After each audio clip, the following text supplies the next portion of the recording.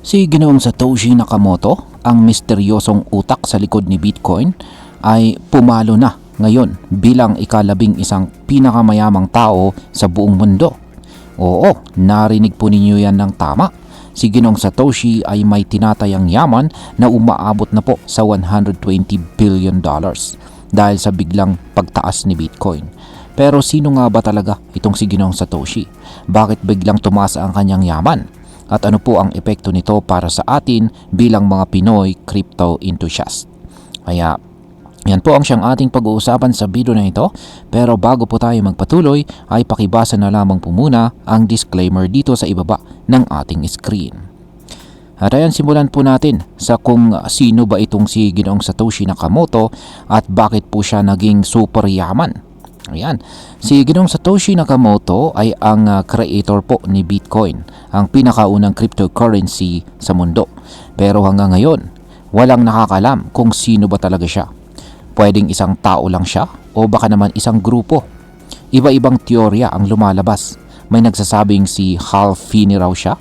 Ang iba naman ay si Nick Szabo. Pero wala pong malinaw na ebidensya.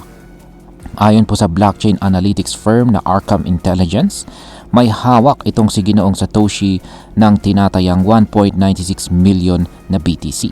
At dahil tumaas si Bitcoin at umabot sa presyong halos $112,000 kada isa, ang kabuuang halaga ng kanyang hawak ay umabot na sa $120 billion. Yan ang tindi. Hindi na siya basta-basta kilala sa crypto community.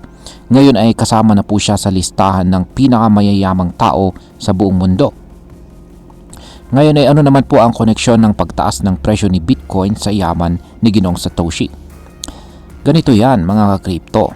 Ang yaman po ni Satoshi ay hindi galing sa negosyo, politika o showbiz. Galing po ito sa mga Bitcoin na hawak niya noon pa man. Yung mga wallet po ni Ginoong Satoshi na hindi gumagalaw mula pa noong taong 2011 ay ngayon ay may halagang napakalaki dahil sa sobrang taas ng presyo ni Bitcoin. Dati wala pang halos halaga ang Bitcoin. Pero ngayon, dahil sa mataas na demand at saka suporta mula sa mga malalaking kumpanya, nag-boom ang kanyang presyo. Kaya naman automatic na lumobo ang net worth ni Ginoong Satoshi. Imagine po ninyo, halos 5.2% ng buong Bitcoin supply ay hawak lang ni Ginoong Satoshi. Kapag iniisip mo, may potential, meron po siyang kayang kontrolin ang market kung sakaling ilabas niya ang mga yan. Pero wag kayong mag-alala. Sa loob po ng 14 years, hindi man lang gumalaw ang kanyang wallet.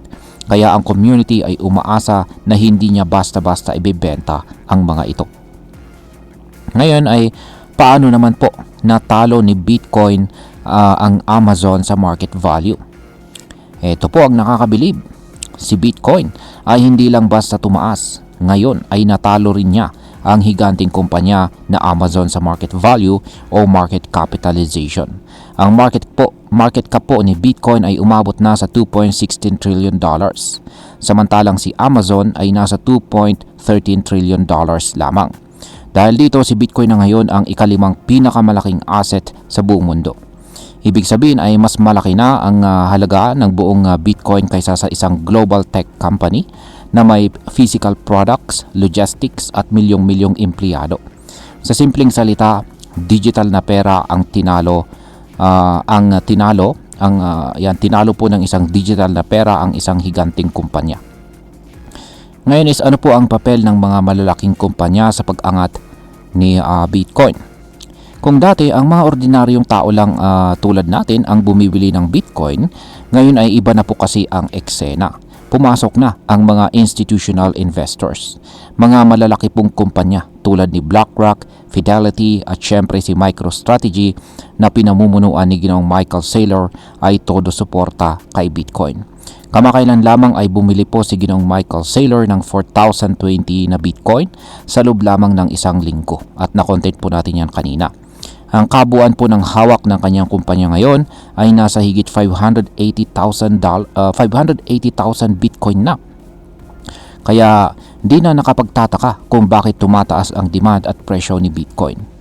Isama mo pa ang paglabas ng spot Bitcoin ETF na nagbigay daan para sa mas madaling pag-invest kay Bitcoin ng mga kumpanya at saka institution. Hindi na lang ito crypto ng masa, kundi asset na rin ng malalaking tao sa mundo ng finance. Ngayon is ano po ang pananaw ng ibang mga kilalang tao tungkol kay Bitcoin? Isa po sa mga vocal na supporters ni Bitcoin ay itong si Ginoong Robert Kiyosaki. Siya po ang author ng Rich Dad Poor Dad na sikat na libro. Ayon sa kanya, maraming tao pa rin ang nagtitiwala sa fiat money o yung pera ng gobyerno kahit na unti-unti na itong nawawalan ng halaga. Para kay Ginoong Robert, si Bitcoin daw ang real money or totoong pera. Hindi siya basta digital na coin, kundi isang store of value. At sa patuloy po na inflation at problema sa sistema ng pera, mas nakikita niyang safe at saka stable ang hawak kay Bitcoin kaysa sa fiat. Ayan. Ngayon ay pag-usapan naman po natin ang posibleng epekto nito para sa atin bilang mga Pinoy crypto enthusiast. Una sa lahat, ang pagtaas ng yaman ni Ginoong Satoshi ay senyales na malaki po talaga ang potensyal ni Bitcoin.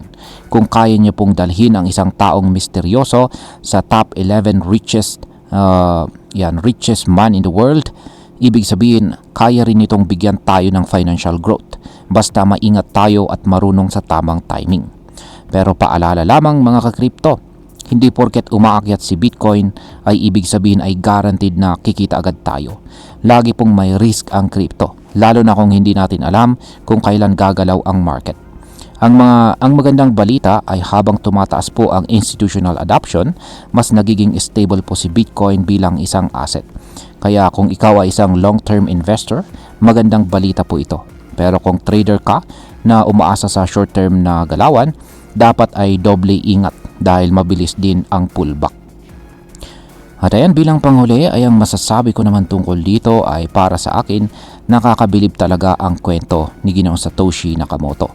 Isang taong nagpasimula ng isang ideya at ngayon ay isa sa pinakamayamang nilalang sa mundo kahit hindi pa siya kilala.